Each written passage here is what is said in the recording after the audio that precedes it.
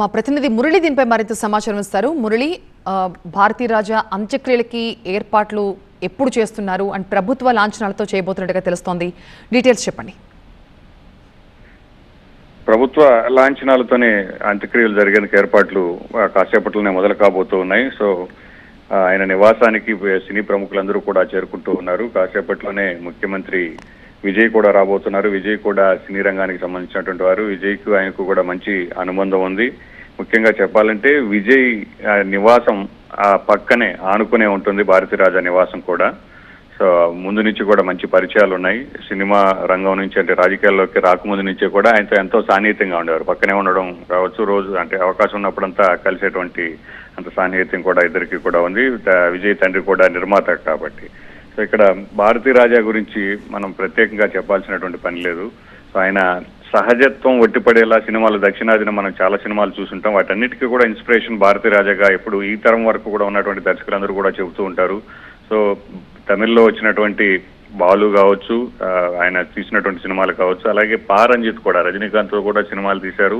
So ఆ సహజత్వం అనేది మాత్రం ఆయన ద్వారా మేము తెలుసుకునే సినిమాలు తీస్తున్నామని ఈ తరం వరకు కూడా అనేక మంది దర్శకులు చెబుతున్నటువంటి పరిస్థితి మనం చూసాం.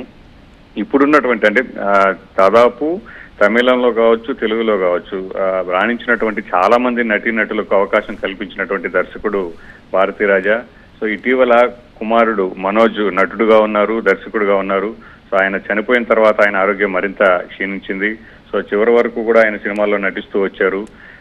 దర్శకత్వం అనేది వయోభారం రీత్యా చేయలేకపోయినా నటుడిగా మాత్రం కళాకారుడిగా ఎప్పుడూ కూడా తాను ఉండాలని కోరుకున్నారు. సో అనారోగ్యం కారణంగా ఇటీవల కొద్ది రోజుల క్రితం నటనకు కూడా స్టాప్ పెట్టారు. సో ఇవాళ అనారోగ్యంతో నివాసంలోని తుది శ్వాస విడిచారు. సో ఆయన అందుకున్నటువంటి అవార్డులు కాదు, ఇటు జాతీయ అవార్డుల నుంచి ఇటు తమిళనాడు ప్రభుత్వం ఇచ్చేటువంటి అవార్డుల వరకు కూడా సో చాలా మంది నటులు ఆయనని గురువుగా స్వీకరించి అందరూ కూడా చెబుతూ ఉంటారు. ఆయన మరణాన్ని తమిళ పరిశ్రమే కాదు, ఇటు యావత్ భారతదేశ పరిశ్రమ కూడా జీర్ణించుకోలేనటువంటి పరిస్థితి. ఎందుకంటే ఆయన అందించినటువంటి సేవలు అలాంటివి, ఆయన తీసినటువంటి సినిమాలు అలాంటివి. తమిళంలోనే కాదు, నేరుగా తెలుగులో కూడా ఆయన సినిమాలు తీశారు. మంగమ్మ గారి మనవడు, బాలకృష్ణతో, అలాగే 16 ఏళ్ల వయసు, ఇలా అనేక సినిమాలు చేయడంతో పాటు ఎంతో మందికి నటులుగా అవకాశం కూడా కల్పించారు. ప్రత్యేకమైనటువంటి శైలి. సో అన్ని రంగాల్లో కూడా అంటే 24 క్రాఫ్ట్స్ అంటాం సినిమాలో, ఆ 24 క్రాఫ్ట్స్ లోనూ చాలా వైవిధ్యం కనబడేది భారతీరాజా సినిమా అంటే.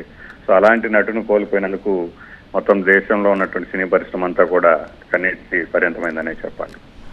రైట్ మురళి, ప్రముఖ తమిళ సినీ దర్శకుడు లెజెండరీ డైరెక్టర్ భారతీరాజా ఈ తెల్లవారుజామున కన్నుమూశారు. ఇటీవలే అనారోగ్యంతో ఆయన హాస్పిటల్లో అడ్మిట్ అయ్యారు. తీవ్రమైన ఊపిరితిత్తుల ఇన్ఫెక్షన్తో ఆయన హాస్పిటల్లో చేరారు. ఈ తెల్లవారుజామున పరిస్థితి విషమించడంతో కన్నుమూశారు. తమిళ, తెలుగు చలనచిత్ర రంగాల్లో ఎన్నో సంచలన సినిమాలను అందించిన దిగ్గజ దర్శకుడు భారతీరాజా.